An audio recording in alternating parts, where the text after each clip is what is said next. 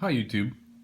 I thought I would make a video of my answer to the all but one question, which is pretty much if you had to sell all of your knives but one, which one would you keep and why? So if you subscribe to Epic Snuggle Bunny on YouTube, you might have seen that he did a video like this where he showed the one knife that he would keep if he had to sell all of his others, and his ended up being a Rick Hinderer designed zero tolerance. I think it had the carbon fiber scale like this.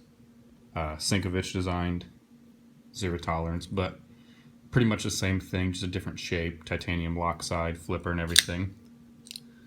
So that was his choice because kind of the reason you would ever need to sell all of your knives is whether you just got out of it and didn't really like collecting anymore, or if you needed money. So he said he'd sell all of his more expensive ones, I think, and he'd want a nice mid-range kind of one that he would know would work well, so he wouldn't want to keep a cheap one, but he also wouldn't want to keep an expensive one that he couldn't use, so he kept the zero tolerance. And my philosophy is a little different of what I would choose. And there's a couple other different philosophies you can go for, like what he went over, which is pretty much you could keep a cheap knife and beat on it and everything and not really care. So if it did break, you could just go buy another one, easily replaceable and stuff. Or you could keep an expensive one if you had like $1,000 custom, which is probably one of the best ones in most people's collection if they have $1,000 custom or more than that, whatever. Maybe there's more sentimental value, so they'd want to keep it and maybe they'd use it. But also, you could go his philosophy, which was a mid-range option that could get the job done, looked good, still fun to flip and everything, but wasn't super cheap or super expensive. So my philosophy was picking my most expensive, really. So this is the Strider SNG Lego with the Ranger Green G10, Tiger Stripe blade, and flamed lock side with a Pete Gray lock bar stabilizer over travel stop. So pretty much my philosophy for picking this is because I like it the best out of all of my knives. It's also the most expensive out of all of my knives, so it's more than double all of my knives except for my zero tolerance, which is a little over half of what this Strider cost. So I did end up picking my most expensive, but it's still not a $1,000 custom or $1,000 plus, whatever. It's around $400, so it's the most expensive, but it's not too crazy if you need to use it. There's a couple scratches on the blade where I've used it. There's some scratches on the back you can see right there just from carrying it. I've destroyed the pocket clip finish pretty much just from carrying it so much. So I've carried it.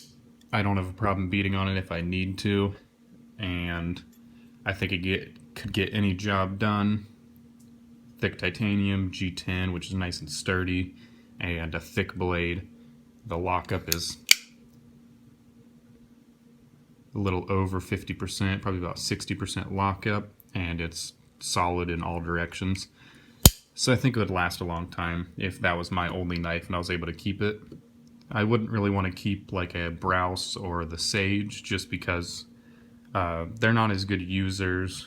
They're kind of smaller than most knives that I like, and I wouldn't really want to use them as much, or kind of if I needed it in a self-defense situation, I wouldn't want one of these to rely on solely and for the rest of my life or whatever. If I had to carry just one of these little ones, I'd rather have a bigger one like the Strider. But it's the SNG, so it's not too big to carry. Same with just Spyderco, kind of. They're cheaper. Just don't really like them as much, I guess. I'd want a more high-end knife. I could easily, if I didn't have the Strider and I needed to pick one knife, this would obviously be the second choice because I just love it. I love flipping it. Its lockup is great, also about 50%. Nice and smooth on bearings, and it's a flipper, so it'd be fun to mess with it.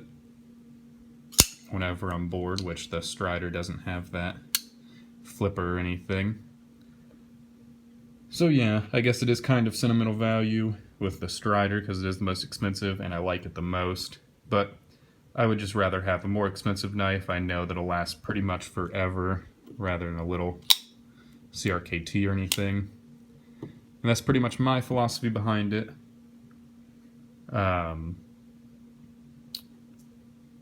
All of these knives have been reviewed on my channel, at least most of them, so you can go check any of those videos out if you want to, and don't forget to like and subscribe.